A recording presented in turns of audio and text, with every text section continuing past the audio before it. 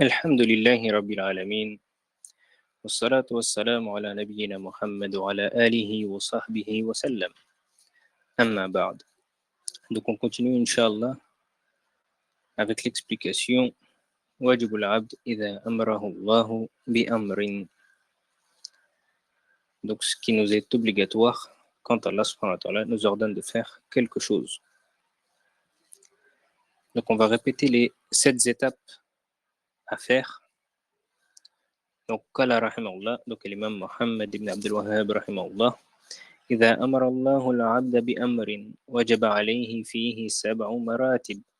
الأولى العلم به، الثانية محبته، الثالثة العزم على الفعل، الرابعة العمل، الخامسة كونه يقع على المشروع خالصا صوابا، السادسة التحذير من فعل ما يحبطه، السابعة الثبات عليه.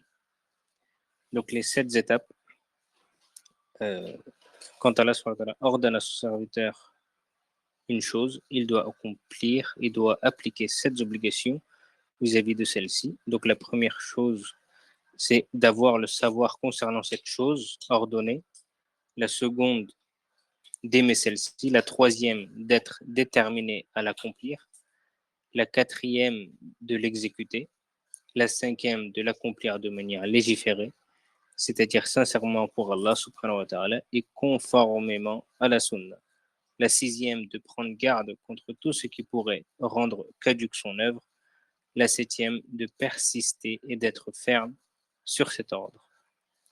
Donc on a vu la première, donc le savoir, et la deuxième, donc le fait d'aimer cette chose qu'Allah subhanahu wa ta'ala a ordonnée. On a vu aussi la troisième, le fait d'être déterminé à l'accomplir. Et aujourd'hui, Inch'Allah, on va passer à la quatrième étape qui est de la mettre en pratique. Donc exécuter, de mettre en pratique cette action.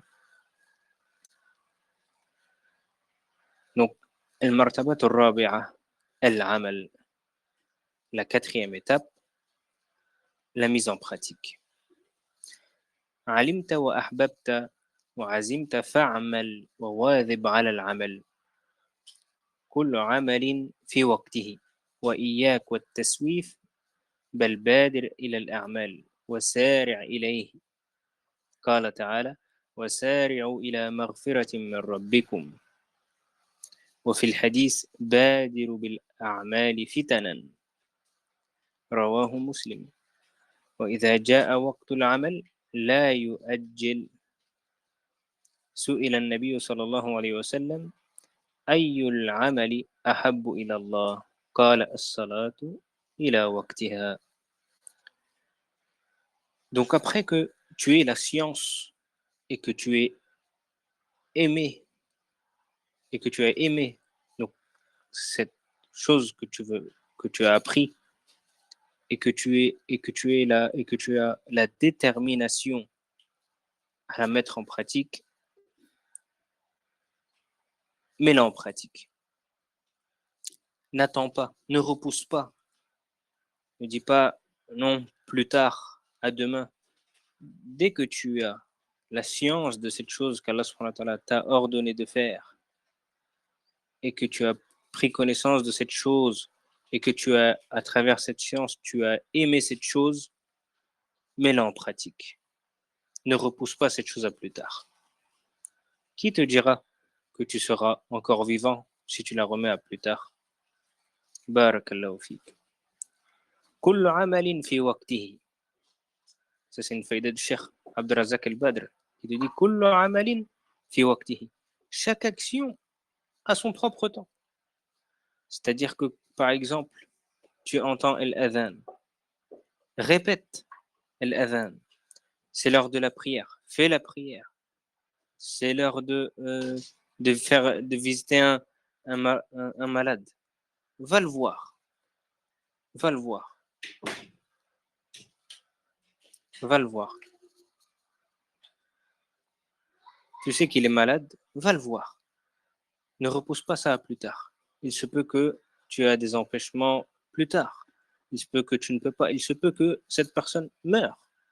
Donc précipite-toi à faire les bonnes actions. Ne repousse pas. Ne dis pas plus tard, je vais le faire plus tard. On ne sait pas quand est-ce que la mort nous frappe. Donc, empresse-toi de faire les bonnes actions. Les bonnes actions. Allah Azza wa Jalla dit et conquérez-vous au pardon de votre Seigneur.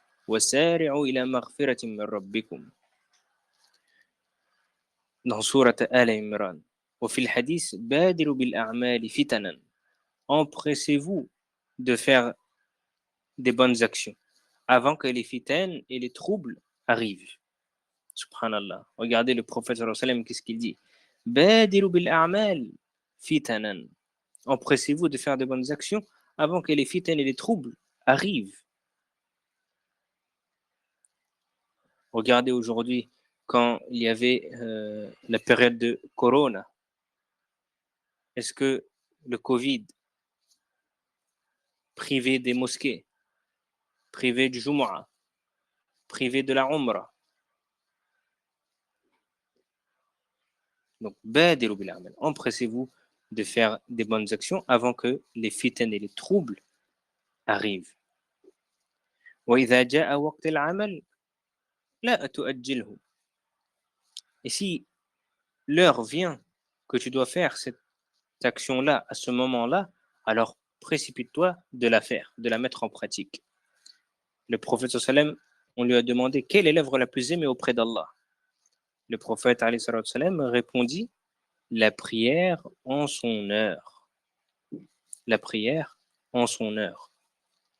Ne repousse pas pour n'importe quelle raison, que tu es au travail ou autre, la prière en son temps. La prière en son temps. Chaque action en son temps. C'est le droit d'Allah subhanahu wa ta'ala. قال الإمام محمد بن عبد الوهاب رحمه الله dans الأصول الثلاثة. Il dit يجب علينا تعلم 4 مسائل. الأولى العلم والثانية العمل به. L'imam Mohammed ibn al-Wahhab rahimahullah, il nous dit dans les 3 fondements, il nous est obligatoire 4 choses. Et il a cité la première est la science et la deuxième est la mise en pratique. Donc après que tu aies la science, la mise en pratique. Ça t'est obligatoire. جيد. قال الشيخ عبد الرحمن ابن قاسم رحمه الله العمل هو ثمرة العلم والعلم مقصود لغيره فهو بمنزلة الشجرة والعمل بمنزلة الثمرة فالذي معه علم ولا يعمل به شر من الجاهل. الشيخ عبد الرحمن ابن قاسم رحمه الله, les actes sont les fruits de la science. Les actes sont les fruits de la science. Et la science, comprenez bien cette parole, et la science n'est pas voulue en elle-même. La science n'est pas voulue en elle-même. Qu'est-ce que ça veut dire? La science n'est pas voulue en elle-même, c'est-à-dire que nous, on n'apprend pas pour la science en elle-même. On apprend pour la mettre en pratique. Sinon, la science en elle-même ne sert à rien. Si la personne apprend la médecine, n'importe quel métier, apprend un métier, mais pas pour la mettre en pratique, ça lui sert à quoi? Ça lui sert à rien.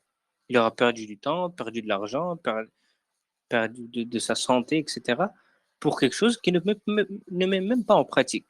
Ça lui sert à rien. Donc la science, écrivez là cette phrase-là, la science n'est pas voulue en elle-même. Donc la science est semblable à un arbre dont les fruits sont les actions, la mise en pratique. Et le cheikh, il dit, une personne détenant la science mais ne la met pas en pratique est pire qu'un ignorant. Pourquoi? Parce que celui qui est ignorant, il ne sait pas.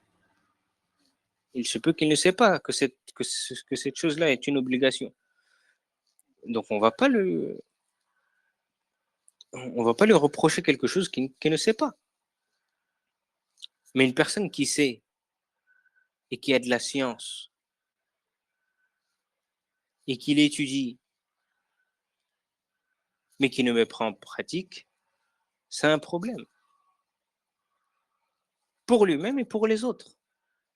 Les autres vont comprendre que ce qu'il enseigne, bah, vu que lui, il ne met pas en pratique, bah, moi, je ne le mets pas en pratique aussi. Donc, la personne doit faire attention que quand elle apprend pour mettre en pratique, pas pour remplir son sac de science. Là, la personne apprend pour mettre en pratique. Sinon, ça sert à quoi d'apprendre? Le Nabi sallallahu alayhi wa sallam nous dit le Coran hujjatun laka aw alayk, que le Coran est une preuve pour toi ou contre toi. Et comment elle peut être contre toi? Ben, en ne pas faisant en faisant les interdits, en délaissant les obligations. De cette manière, le Coran est une preuve contre toi.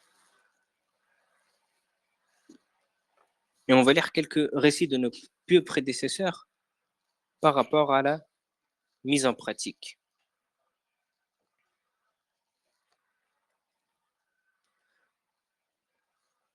Donc, العلم العمل بالعلم. عن أبي الدرداء قال: إن أخوف ما أخاف إذا وقفت على الحساب أن يقال لي قد علمت فماذا عملت فيما علمت. Donc Abu Darda dit: ce que je crains le plus est qu'arrivé au compte des œuvres, on me dise: tu as su. Donc tu as de la science, tu as su. Mais qu'as-tu pratiqué de ce que tu as su? Méditez sur cette parole-là. Regardez comment nos pieux prédécesseurs yani, voyaient leur façon de faire par rapport à cette science. Ce que je crains le plus est qu'arrivé au compte des œuvres, on me dise: tu as su, mais qu'as-tu pratiqué de ce que tu as su? Et il dit aussi: لا تكون تقيا حتى تكون عالما ولا تكون بالعلم جميلا حتى تكون به عاملا. Et il dit aussi, radiyallahu anhu, tu ne seras pieux que lorsque tu seras savant. Et ici, quand on dit savant, c'est-à-dire que tu as de la science, yani que tu as appris. Et la science ne t'embellira pas que lorsque tu la mettras en pratique. Et naam, sadaqa, radiyallahu anhu. Pourquoi? Parce que la personne qui ne met pas en pratique ce qu'elle connaît, bah, ça l'embellit pas. Peu importe le niveau de science qu'il a. Mais une personne qui a peu de science et qui la met en pratique, cela l'embellit. Pourquoi? Parce qu'on voit qu'il est sincère dans son apprentissage.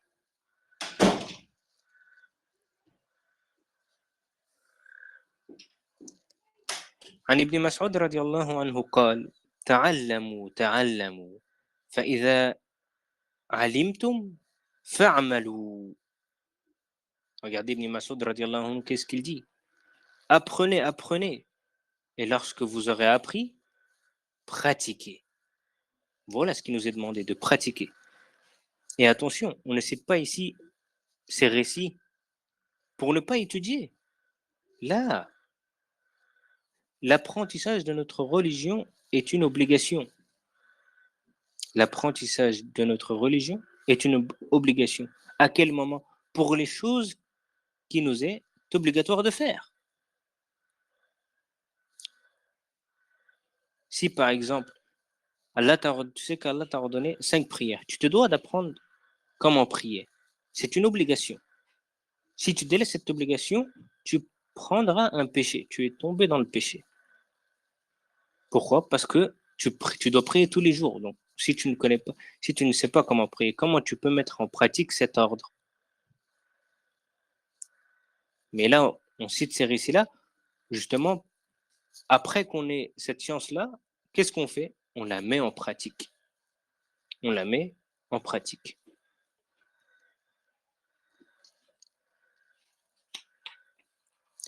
قال أحمد بن حنبل ما كتبت حديثا إلا وقد عملت به حتى مر بي أن النبي صلى الله عليه وسلم احتجم وأعطى أبا طيبة دينارا.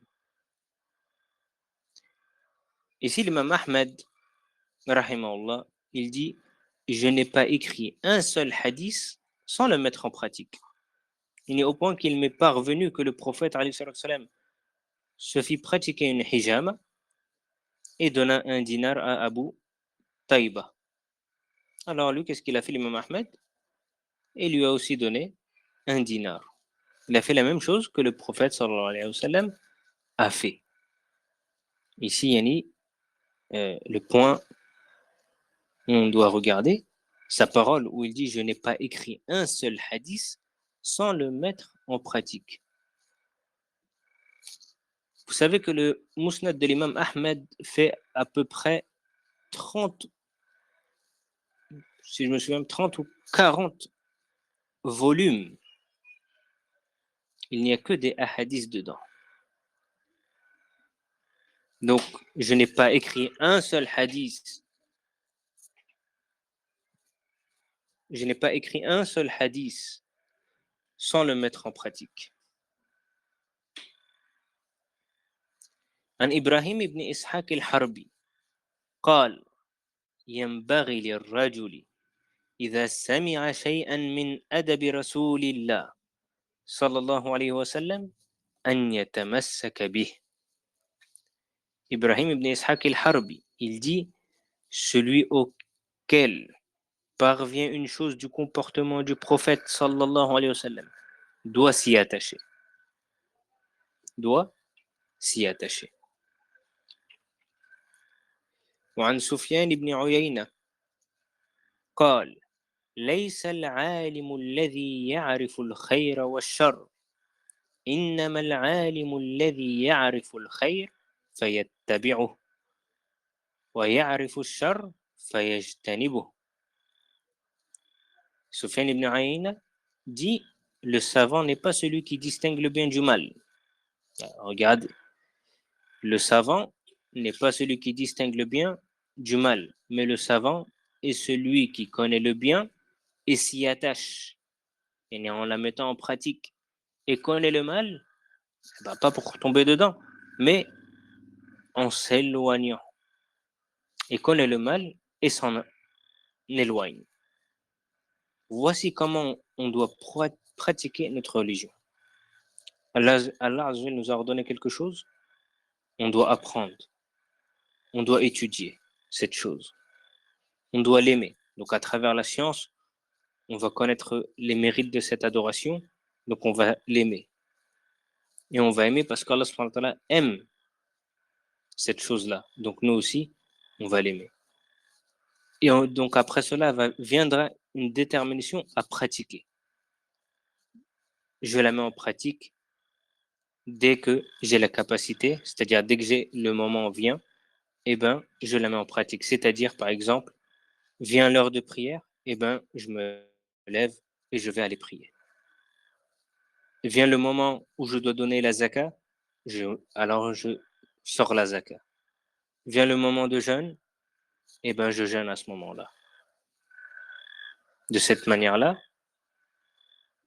tu auras fait la science et tu auras fait la mise en pratique. Barakallahu fikum wa jazakum Allahu khayran. سبحانك الله وبحمدك أشهد أن لا إله إلا أنت وأستغفرك وأتوب إليك والسلام عليكم ورحمة الله وبركاته.